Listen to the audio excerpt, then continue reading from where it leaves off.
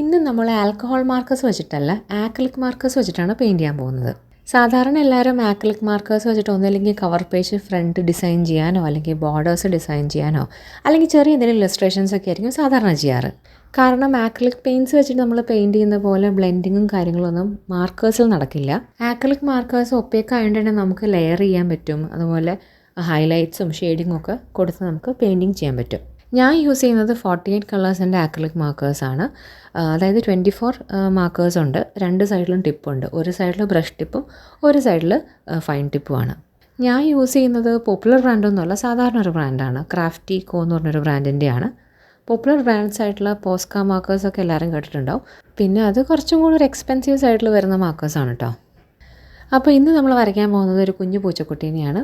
അപ്പോൾ ഞാൻ അധികം കളേഴ്സ് എടുക്കണ്ടല്ലോ എന്ന് വിചാരിച്ചിട്ടാണ് ഈ ചെറിയൊരു ഇമേജ് സെലക്ട് ചെയ്തത്. പക്ഷേ ചെയ്തു വന്നപ്പോൾ എനിക്കൊരു കാര്യം മനസ്സിലായത്, ഇതിൽ ചില കളേഴ്സ് ഞാൻ യൂസ് ചെയ്യുന്ന ബ്രാൻഡിൽ ചില കളേഴ്സ് അത്ര പോരാന്ന് എനിക്ക് തോന്നിയിട്ടുണ്ട്. എസ്പെഷ്യലി ഗ്രീൻ ഷെയ്ഡ്സിന് അത്ര കളർ ഗ്രേഡിയൻ്റ് ഇല്ലാത്ത പോലെ എനിക്ക് തോന്നിയിട്ടുണ്ട്. കാരണം നമ്മൾ ആക്രിലിക് പെയിൻറ്റ്സ് ഒക്കെ ചെയ്യുന്നവർക്കറിയാം ഗ്രീനും ബ്ലൂവിനൊക്കെ ഒരുപാട് ഇമ്പോർട്ടൻസ് ഉണ്ട്.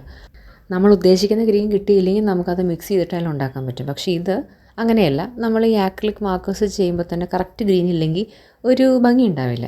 അപ്പോൾ ഇപ്പോൾ ഞാനിവിടെ ബാക്ക്ഗ്രൗണ്ടിൽ കൊടുത്തിട്ടുള്ള ഗ്രീൻ ഷെയ്ഡ്സ് കാണുമ്പോൾ തന്നെ അറിയാം, ഞാൻ ഉദ്ദേശിക്കുന്ന ഒരു സാപ്പ് ഗ്രീനോ അല്ലെങ്കിൽ ഒരു ഫോറസ്റ്റ് ഗ്രീനോ ഷെയ്ഡോ എനിക്ക് കിട്ടിയിട്ടില്ല. ഈ സെറ്റിലുള്ളത് ഒരു ഫ്ലൂറസൻസി കാണിക്കുന്ന ഒരു തരം ഗ്രീനാണ്.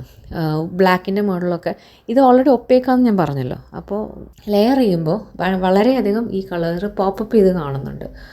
അപ്പോൾ ഈ സെറ്റിൽ ഗ്രീൻ ഷെയ്ഡ്സ് അത്ര പോരാന്ന് എനിക്ക് തോന്നിയിട്ടുണ്ട്. അപ്പോൾ നിങ്ങൾ ആക്രിലിക് മാർക്കേഴ്സ് വാങ്ങുന്നുണ്ടെങ്കിൽ ജസ്റ്റ് കളേഴ്സൊക്കെ നോക്കിയിട്ട് നിങ്ങൾ ഉദ്ദേശിക്കുന്ന ഷെയ്ഡ്സൊക്കെ ഉണ്ടോ എന്ന് നോക്കിയിട്ട് ഉറപ്പ് വരുത്തിയിട്ട് മേടിക്കുക കേട്ടോ.